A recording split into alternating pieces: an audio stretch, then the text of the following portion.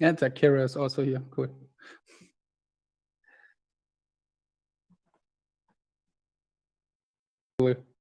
And just doing some preparation.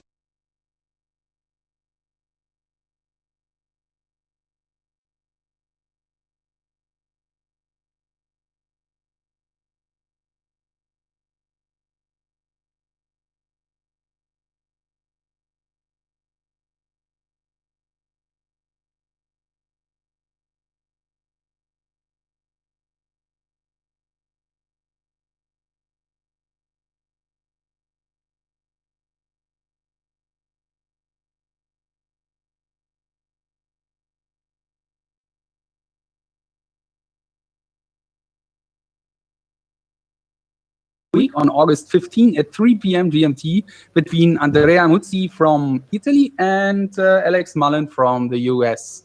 And I would say these two are right now the strongest competitors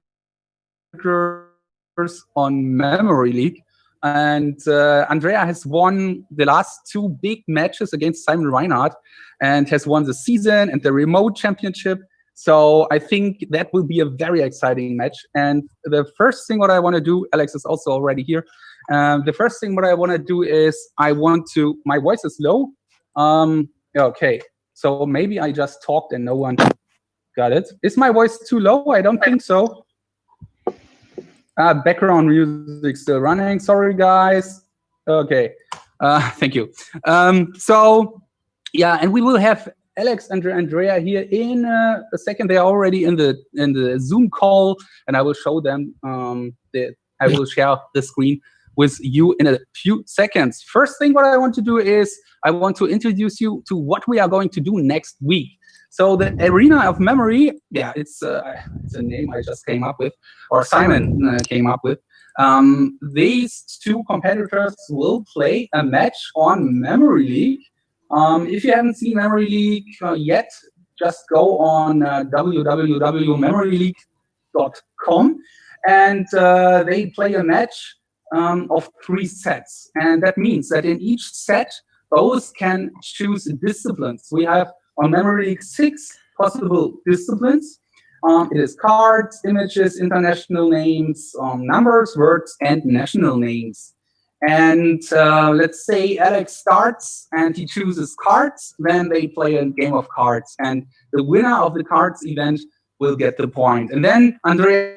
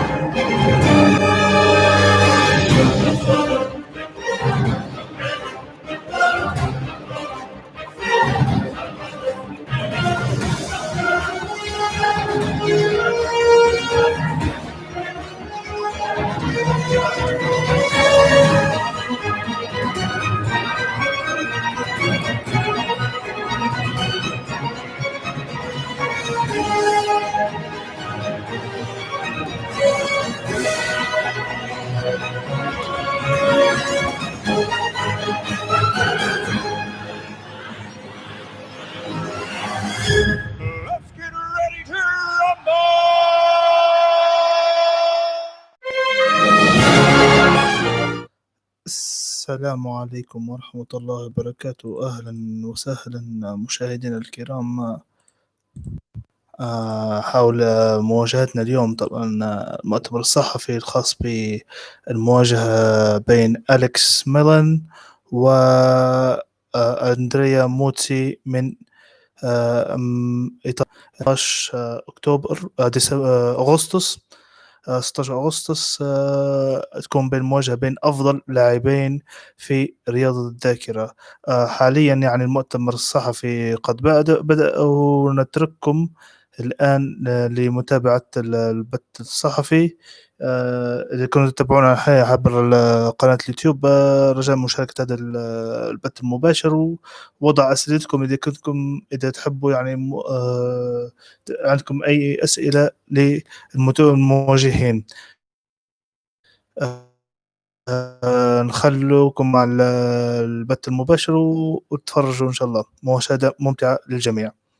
Matches, ranked matches, try always to not go too fast because it's always hard to get 50. But in the last months, I'm always trying to get faster. But as Alex just said, the personal training is different to matches, and so you also need to adapt to your opponent. So yeah, I still, like Alex said, in words, strategies is less important compared to like images and numbers, where it's really easy to get all the data correct. So yeah. Yeah. And I think, by the way, you never met each other or talked to each other yet, right? That's the first time. Yeah. At least in the chat we set up by us. But cool. Sharifa, can you introduce yourself and get your question? Okay, so hi everybody, I'm Sharifa Suisi, I'm from Morocco, and I'm an athlete and arbiter in memory sports in the IAM association, and I'm happy today to see you both because I was always following you, and I'm happy of what you are doing. My question is for Andrea.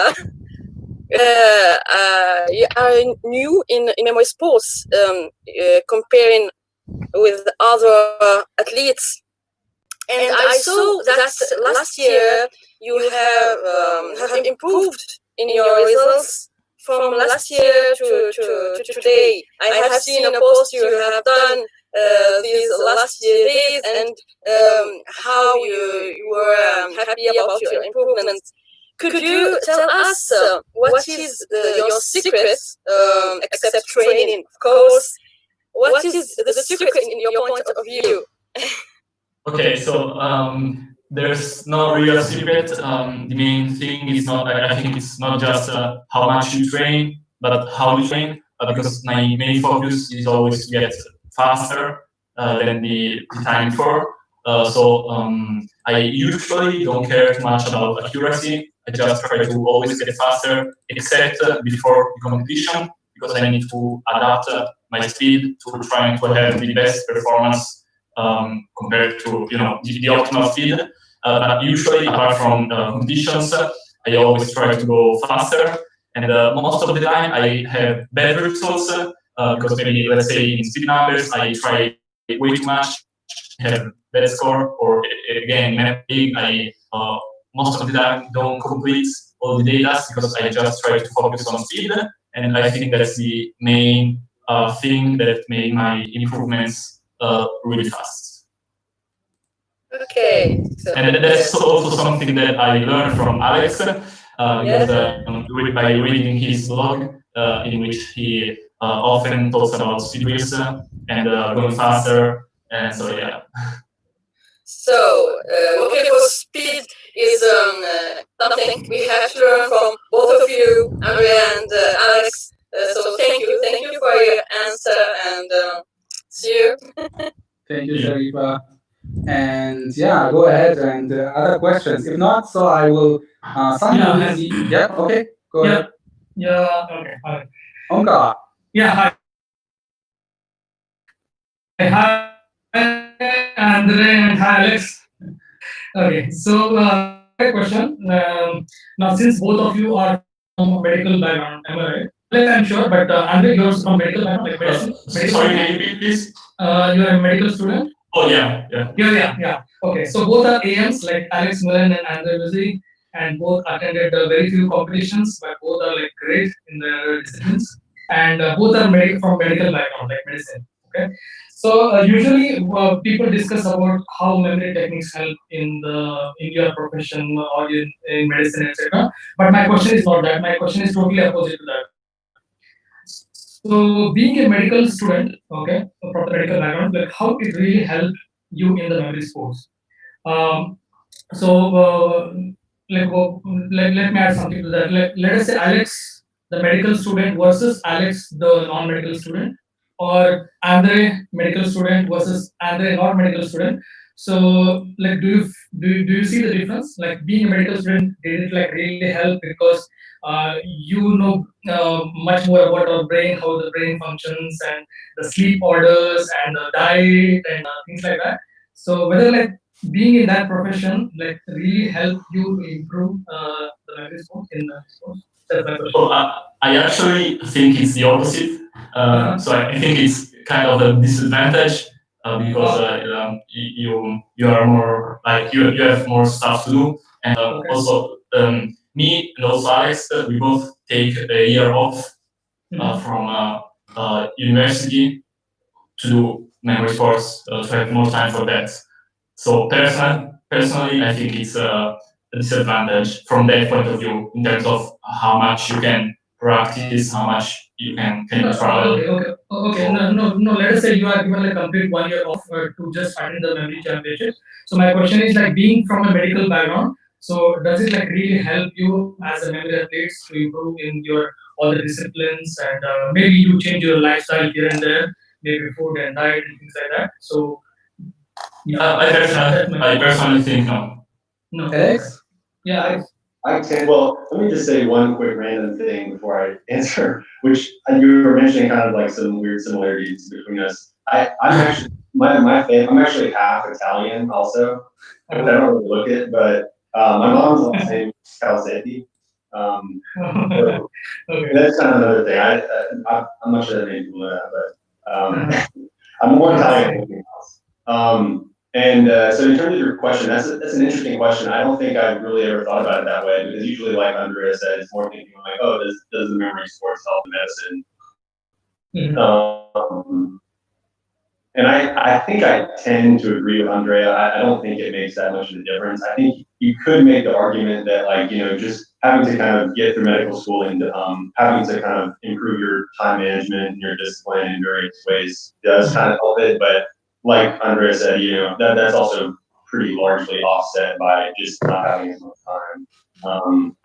In terms of like the actual, if you were to take sort of the time management out of the equation, I kind of agree with him. I don't think that there's that many changes, maybe some small ones.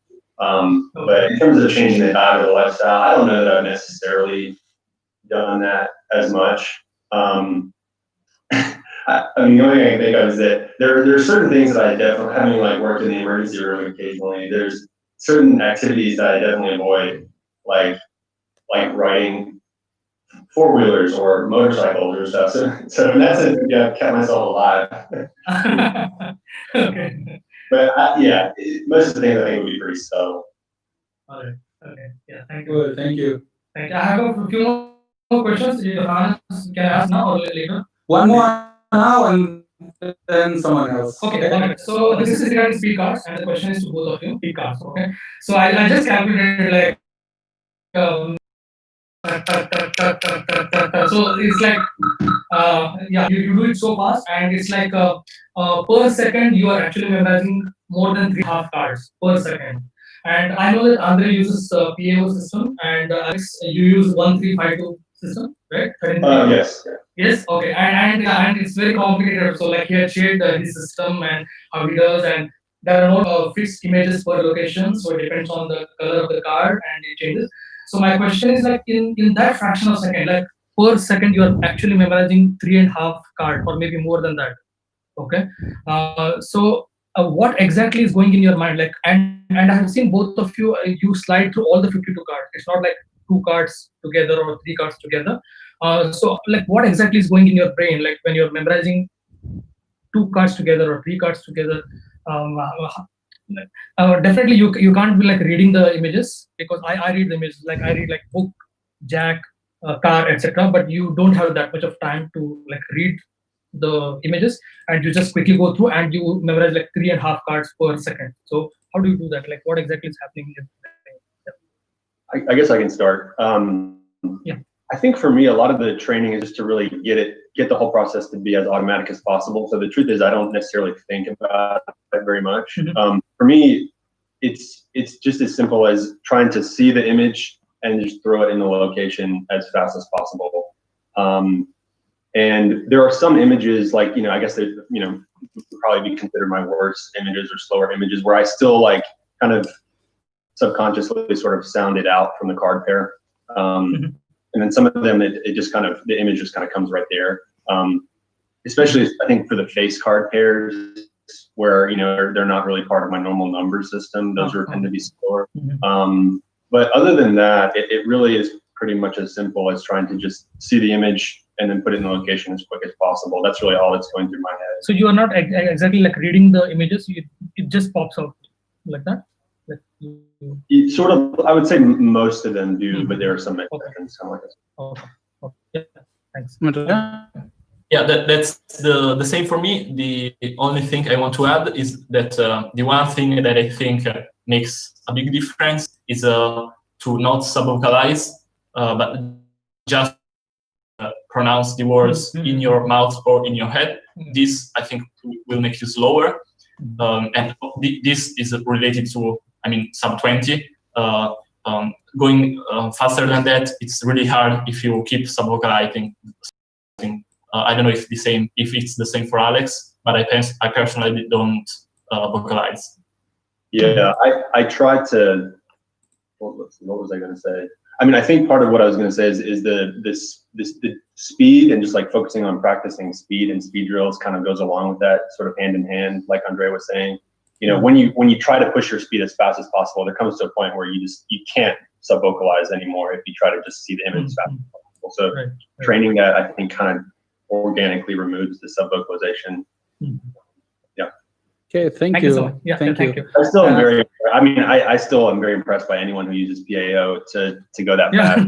Yeah, I was thinking about that. The person action object, person action object, person PAO, so has to go in that fashion. And so that's not, it's putting each card pair down is not really, as fast.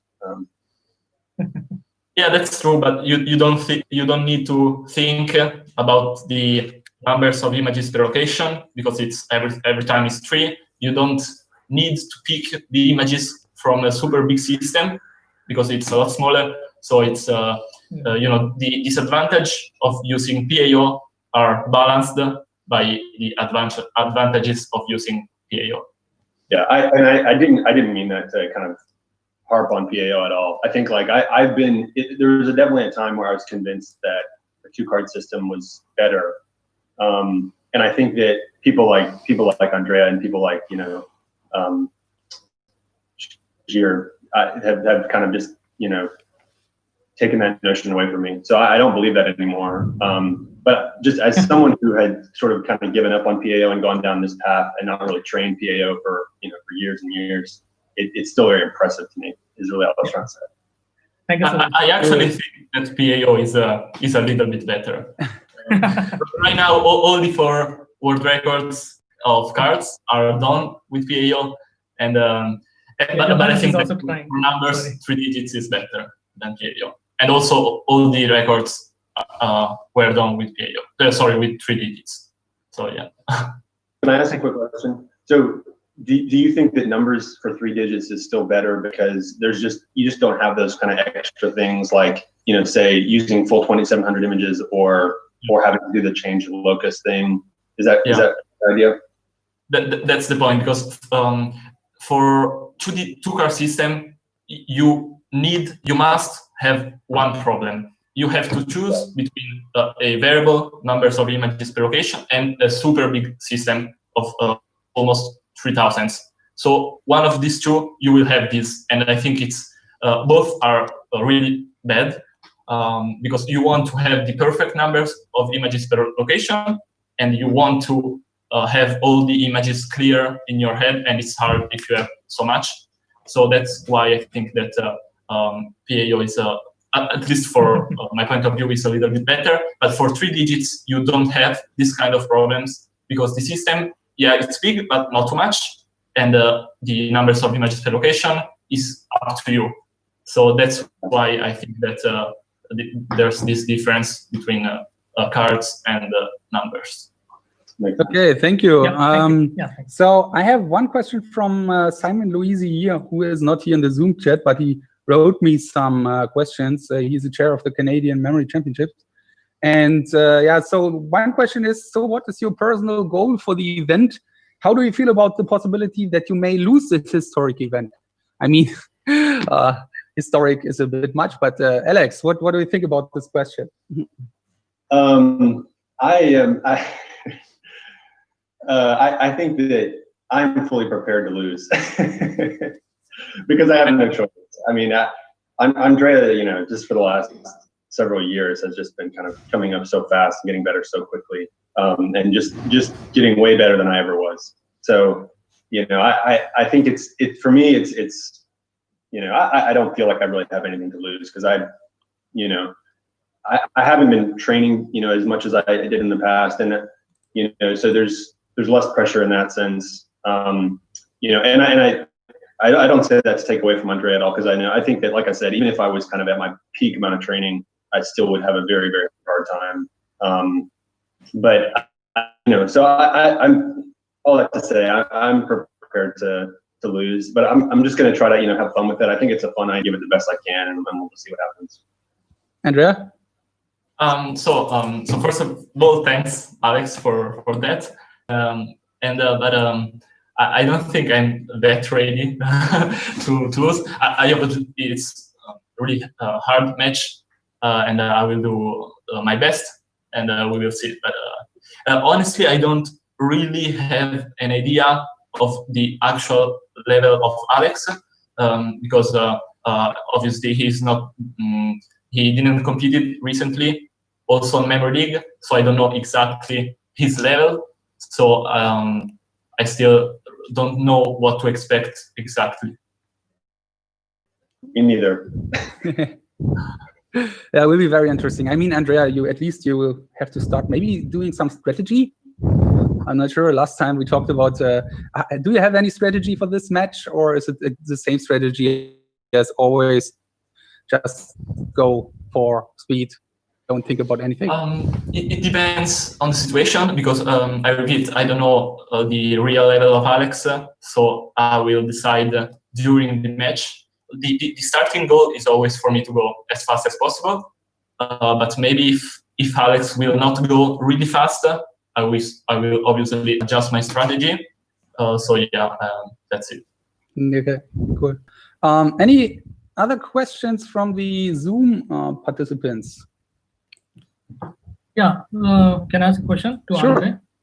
Andre, I know that you have come from a cubers background, so that is the same story for me also. Like, I was a cuber and wanted to improve my blindfold, and that's how I got to know about the memory. Okay, so like considering the multi-BLD, multiple blindfold versus the memory sport, so which one do you think, like, which one is like more challenging, more easier, or more entertaining for you?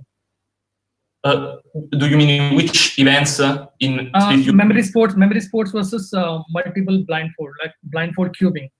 So which needs more preparations, or which one did you enjoy a lot? Which one is more relaxing and challenging? Okay, so they are really different from each other, but obviously blindfolded events are not so different compared to other speeding events like classic events. So there are a lot of similarity, but there are also a lot of differences. So it's hard to compare them and to say which one like it's harder, because they are both. And it also depends. Like before starting memory sports, I used to enjoy speed cubing more than memory sports. And then when I started competing in memory sports, I started to enjoy more that compared to cubing. the main differences are that usually speed cubing is like a little more relaxing for mainly two reasons. So the first one is that having some physical things to do, it kind of release some pressure, and then also in memory sports, you usually have to focus a little bit more, and also because during the whole time of the events you have to memorize. Instead, in speed cubing, there's also the part of solving the cube, which is a little bit more relaxing. But apart from that, they have a lot of similarity and a lot of differences. And it's hard for me now to say, like I prefer memory sports right now. Yeah, that's. Yeah, thanks. Cool. And Alex, and we talked about strategy. So do you have any strategy? Are you going to analyze Andrea's results closely, or what's your opinion on that? I mean, I don't necessarily think I would approach it any differently than strategizing for any other match. I try to get a sense of what the competitors, is more important, because you certainly don't want to, go for more of a safe time that happens to be a little bit slow. There's a lag, I think. Yeah. Alex, are you still with us? You might be back in a second.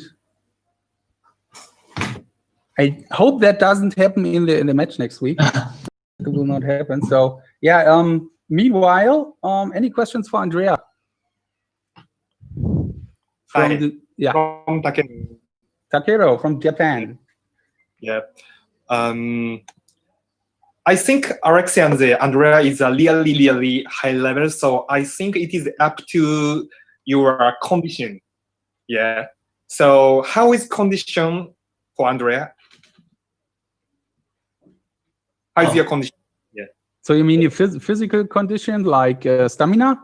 What do you mean? Not only the stamina and the memory skills. I know Andrea memorized words within just 32 seconds a few days ago. So I think I know you are really good in condition now. So how is your condition or other cards or numbers and so on? So you mean how is my general memory condition right now? It's I think it's the best I ever had. I'm not sure, but usually like I keep progressing, and if I train, and I've been training not too much, but I've been training consistently in the last few months, in the last 2 years, and so it's I think my condition is the best I have ever done in terms of speed. So for memory league, for classical events, I don't know, because in the last few months I've been practicing mostly memory league events for the remote championship this season, this match. So for memory league is I think it's right now I have my best condition. Yeah, thank you. And Alex, are you here again? I'm not sure. Can you hear us? Can you hear me now? Can you hear me now? Yeah, I can hear you. Yeah. Okay, sorry about that. I think my internet just crashed or something, so I pulled it up on my phone on the data, but I think it's back. Okay, sure. Did you want to go back to what I was saying? Yeah, it would be cool to talk about this strategy. What was the last thing that came through? I think it was about that you are going to do it like you would do it in a usual match, in a normal match. So no specific strategy, but something like that. Yeah, I think. I guess what I was just saying is we had talked about the matches like numbers and cards and images being a little bit more important in terms of strategy, and I think that just kind of holds true for any match, including this one. So you don't want to be in a position where you say, okay, I'm going to play a little bit safer, but then your safe time ends up being a little bit slower than what time they're going for. So if it's someone who's doing cards and their average time is 25 seconds, then I'll probably feel okay going a little bit slower and just playing it safe on the cards. I think for Andrea, I say I would approach it similarly, but all of the times I'm going to have to basically try to go as fast as I possibly can to have any confidence that I'm going to have a faster time. And even still, I probably won't. So, I mean, for those events, I think it's going to have to be, in the moment, I either make a decision about going as fast as I can or just playing it safe completely and seeing what happens. Okay, cool. And there was one question in the chat. So about your card system, Alex, I don't think I have the time to explain it completely, but do you have a link to a blog post or something? Or what would you say if someone wants to read about your system? Where is the best? Yeah, I think I've generally pointed people in the past towards there's a post. I can't remember the exact name. It might be a new 2-card system or something like that. I think the post, it's on and that kind of post goes. The kind of quick description of it is sort of like we were saying. Normally 2-card system with 2,704 images, and this system basically just takes only half of those images, so 1352. And the trade-off is that you have to basically decide whether there's either red first or black first. And so if it's a black first card, I'll put the image down on the locus and then keep adding more images to that locus. And then if it's a red first card, I make it the last image of that locus and move to the next one. So there's a variable number of images per locus. But the trade-off is, sort of like Andrea was saying, there's always kind of trade-offs. The benefit is that you don't have to have too many more images on top of your just regular number system of 1,000 images. And the trade-off is that you have to have this, variable locus problem. Okay. And Andrea, there was one question about images. Are you using memory palaces for images, or do you just link them? I use memory palace, both for memory leak images and 5-minute images. Okay. So other questions from the Zoom participants? Isa, do you want to ask your question here? Hello, I'm Yes. Isa from Libya. I want to ask a question about the match to both of you. As we see, Andrea in the last remote championship, he go for maybe more than 40 matches. What do you think, Alex, if you go in the match maybe for 10 best of match? Are you ready for that stamina of match? If you go to participate more than an hour? I don't know. I hope I'm ready. In terms of locations, which is always something you have to think about being ready, I think I have enough. Because we always, I always kind of made sure that I had enough to do several days of the XMT back in the day. In terms of the mental stamina, it's been a long time since I've really, done a long match or done a competition that requires you to be focused for a long time. So we'll just have to see. I'm as curious as anybody. And Andrea, I think you just had a three hours match against Simon. So that was very long. First set was 9-7 or something like that. So what do you think about this mental stamina thing? Yeah, I think I am ready for that because I'm used to that for the last match against Simon and the remote championship, because day 2 was really, really long. So yeah, I think I'm ready for that. Also in terms of location. Okay, good to know. And Sharifa, you have a question. Yes, I want to ask Alex, because he has done very great results years ago, and then he has disappeared from championships, and now he's back, and we're happy that he's back, and he did great results from his return. And I want to ask how the championships or how participation in championships help on maintaining our performance or our level. Is it important to participate, to compete in a WHO championship or not?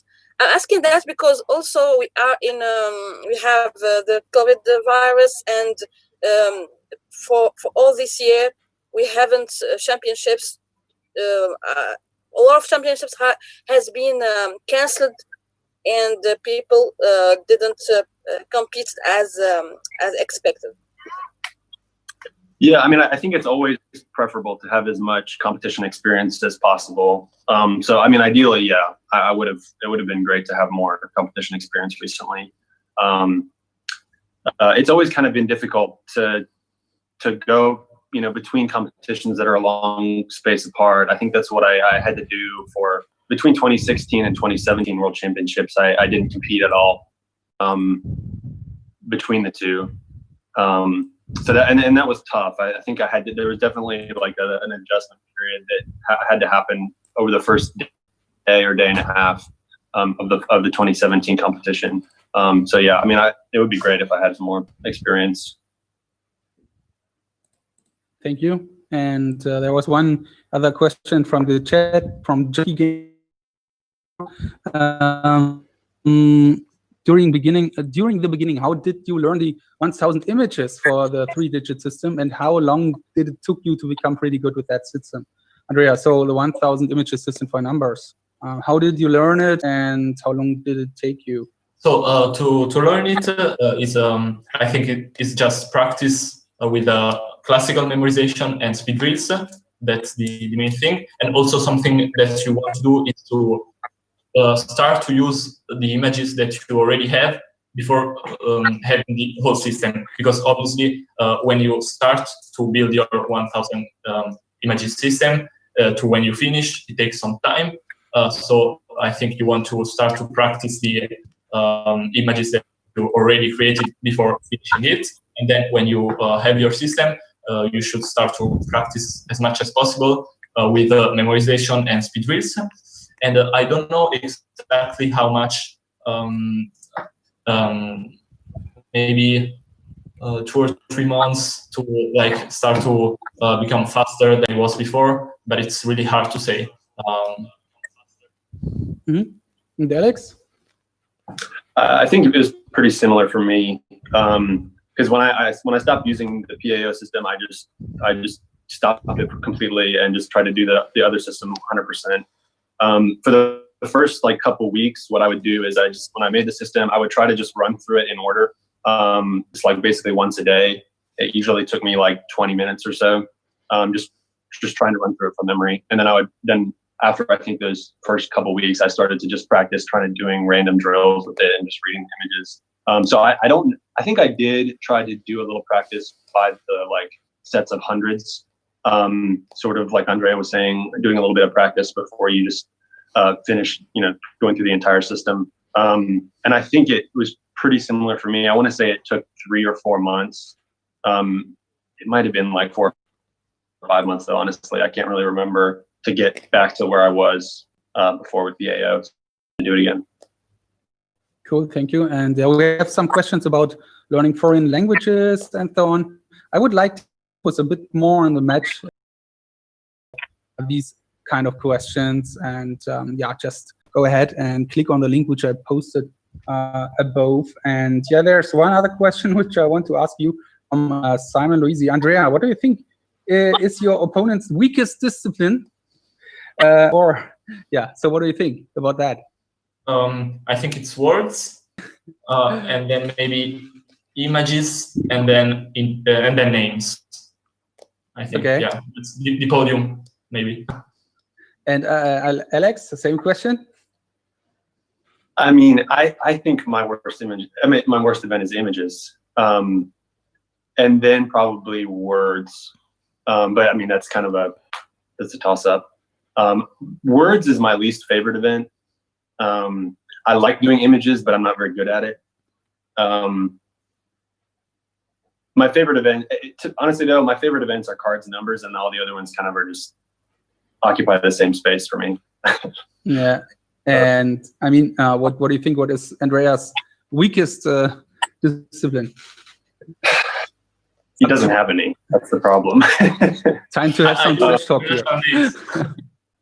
I mean, honestly, I don't know. I think that the event that probably is that I probably have the best chance in is cards. But I mean, really, even in cards, I mean, the differences are it could be a toss up, and I think all the other ones. I mean, Andrea is super consistent in everything, so it's really even hard for me to pick that. I think international names is probably one of his weaker ones, based on what I've seen. I mean, who knows what people are doing, what he's doing in practice personally these days. But other than that, I mean, there are no really weaknesses that I can see. Okay. Unfortunately for me. And Alex, why did we not see you in tournaments in the past period, like in Memory League, but also in real life tournaments? Is a question in the chat. Yeah, so I mean, it's been a combination of things. It's certainly true that I was lucky. I got to win 3 world championships, and then the kind of there have been times when I'm kind of more motivated, and I still I try to practice every day still, so it's not been something that I've ever really given up. But so part of it is the motivation kind of went down a little bit, and then also just having a lot of work things to do that were conflicting was a problem. So around the time of the last few big competitions, I just have had to work, and there's just no flexibility the way there was in medical school. And so that's been kind of a problem. Most recently, I think I would have liked to compete in the last couple of Memory League tournaments, and even the remote championship. But like Hannes mentioned, I was moving about a month and a half ago, and so that kind of made things very difficult. I just wouldn't have had enough time to really train or be ready for those. Yeah, I mean, I think these days for me, I enjoy the Memory League events really a lot still. And so practicing those kind of on a daily basis for me is still very fun. And so that's kind of what I focused on. I just kind of, I don't necessarily have a plan to the way that I've been involved in things or practiced. It's just kind of been whatever is interesting for me in the moment. So that's kind of what I've done. Okay. And I think we have time for 2 more questions, but and one question was from Junkie Gamer again, and then one question from the Zoom call. Junkie Gamer asks, any tips on improving speed with accuracy? So should we go for accuracy or go we fast? I think you both have the same answer to that. Go fast, right? Yeah. Yeah. Because also, going faster also improves your accuracy, not just your speed. Because then, if you slow down, you will be a lot more comfortable with that speed, which will result in a better accuracy. So going faster, I think it's always the answer, both if you want to improve your speed and your accuracy. Yeah. Yeah, I agree basically 100%. If you try to go for accuracy, the problem is that it's just too easy to fall into a rut, and you don't necessarily improve. Whereas if you go faster, not only are you training yourself to go faster, but you expose the holes that are in your accuracy system, and so you can kind of cover those up. Okay. And another question from the Zoom call. Yes. Yeah. The question is both of you about the morality. For example, if one of you go back in the match with 2-0 or 3-0 scores, that will be effect of the rest of the games.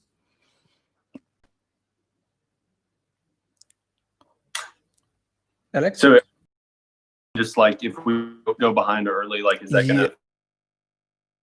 Yeah.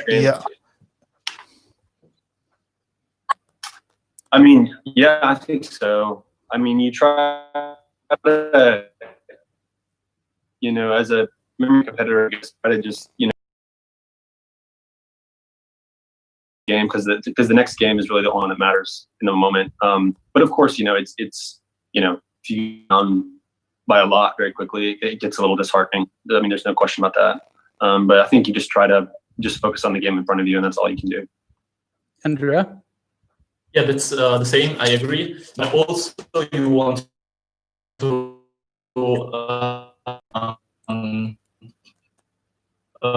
focus also not just on the next one, but also the next ones, because maybe you want to balance. Because it always depends on them. Yes, the only thing that matters is the next game. Thank you very much. And so Sal is also saying in the chat, I have a lot of respect for both of you for the competition. Really looking forward to it. Alex and Andrea, thank you very much for making this possible today. And yeah, anything else? Any last words to say? Some trash talk or something like that? If you want, that's your chance.